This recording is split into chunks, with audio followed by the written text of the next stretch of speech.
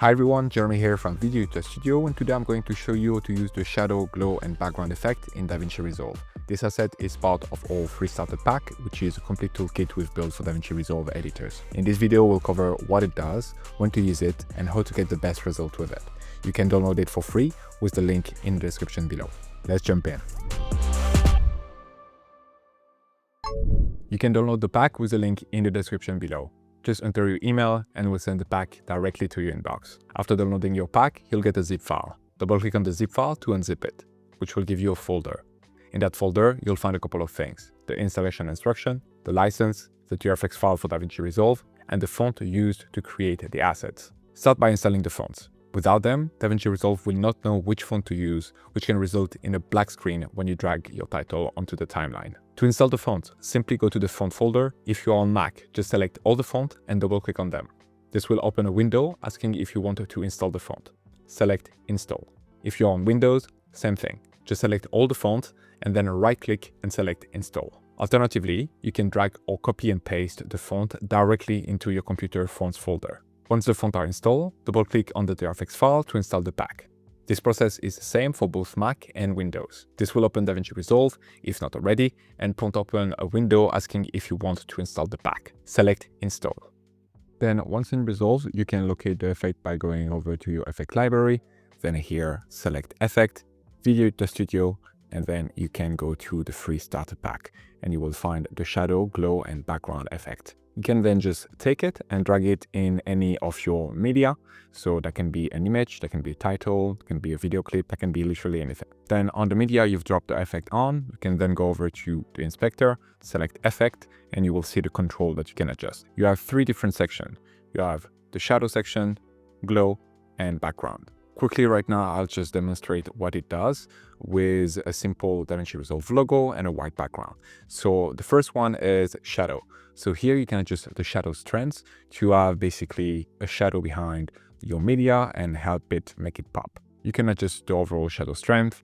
You can adjust the angle of that shadow. You can adjust the drop distance, so it's just like closer or further from the media. And you can adjust the blur radius. So you can have that shadow being very defined and clear to see, or you can just increase that and have a very soft shadow. You can also adjust the color, but I would not really recommend that because that's not really a shadow after if you change the color. Then second, we got the glow. You can increase the gain right here, and then you can adjust the glow size to have it being more diffuse or more concentrated within your media. You can also adjust the threshold, which basically can affect the glow in different ways.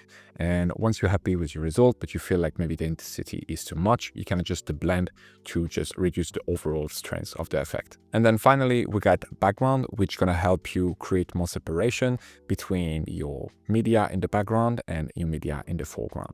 By default, it's off, but as you increase the opacity, it will come into frame. So here, if you adjust that, as you can see, we're now having a background coming in. By default, there is an animation on it. So here it's just made to be used, for example, with a title or with a media that has been animated. So now if you play it, as you can see, there is basically a fade in on that background.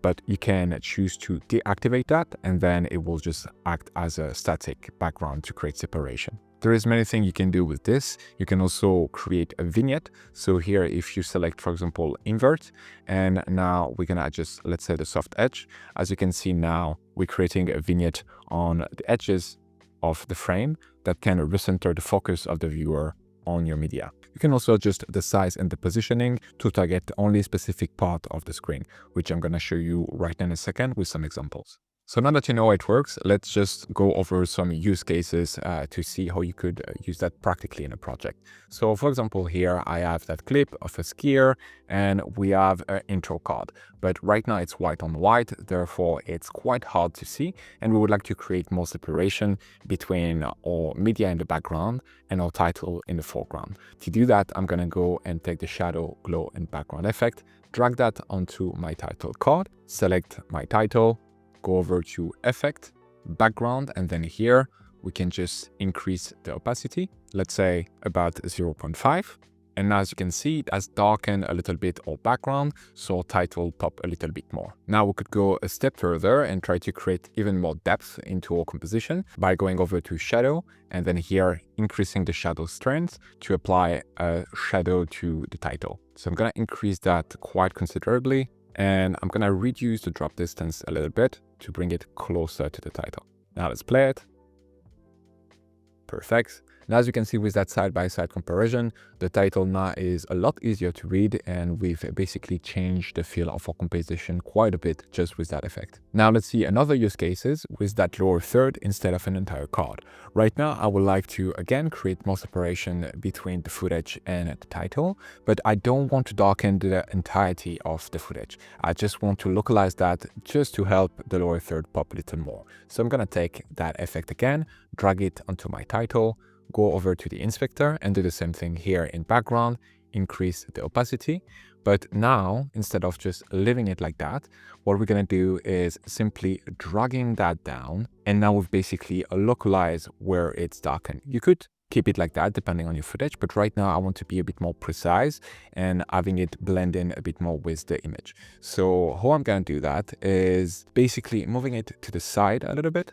And then I'm gonna adjust the corner radius. And then we're gonna play around with the soft edge to have something that is blending in a little bit more. So here, let's increase that soft edge.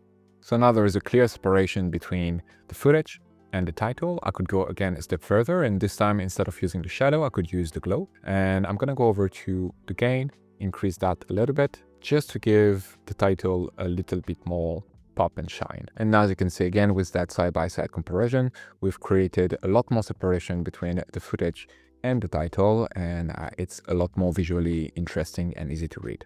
So that's pretty much everything you need to know to get the most out of that glow, shadow, and background effect. It's a really useful tool that can help you emphasize things in your composition. I hope this video was helpful. Let me know in a comment what kind of video you'd like to see next, and I'll see you in the next one.